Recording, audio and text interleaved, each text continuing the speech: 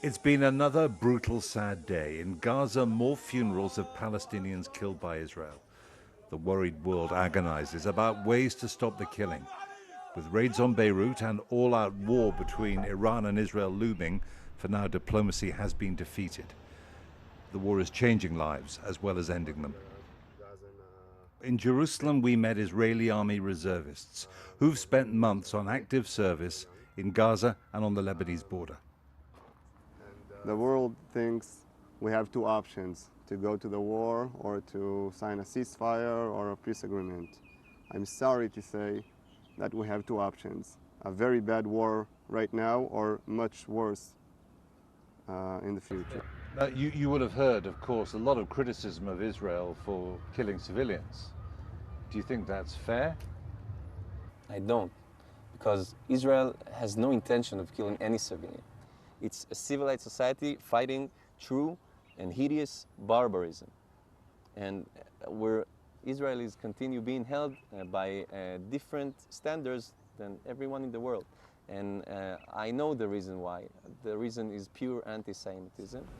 What can we do? What can be done? We're trying to have a normal life here. We have the right to exist. We're not going to go anywhere. They have the right to exist. They're not going to go anywhere. It's up to the representative to do something about that. We don't want to fight. From Jerusalem, we crossed Israel's complex of walls and fences and went to the West Bank, to the Palestinian city of Nablus to meet community organizers. They say the West tells lies, has double standards. One law for Israel and Ukraine, another for the Palestinians. Now, more than almost a year on 7th of October, where we are the main victims and where the international community, instead of having a rendezvous with the courage, they prefer to stay in the comfort zone where our people are dying every day. You live in a troubled land. How do you see the future? Very blurred. You cannot see it. It's very gloomy. Tell me why. Because you don't really know what will happen in the next hour. Not in the next week, but in the next hour. You don't know what will happen.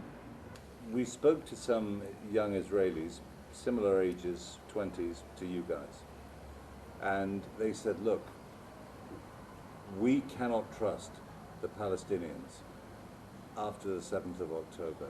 Look what they did. I would say the same, because after what they did with the 7th of October, the killing of the Palestinian in Gaza, and also not Gaza, in the West Bank also, getting Palestinians, kids being shot in their heads, elderly people, women, walking the checkpoints and then being killed. All I can say that I can think the same. I cannot trust an Israeli, especially IDF. So when you hear the Israelis saying they follow international law, they respect the laws of war, you don't believe them? Actually, no, I don't believe it's a horror movie, and it's like not stopped, because we also see like how is the Israeli occupation attacked the Palestinian in Gaza, how they bombed the hospital, the families, the kids, they don't have any red lines. We are losing a full Palestinian generation. When a whole generation lose the hope, the international community should take care about this.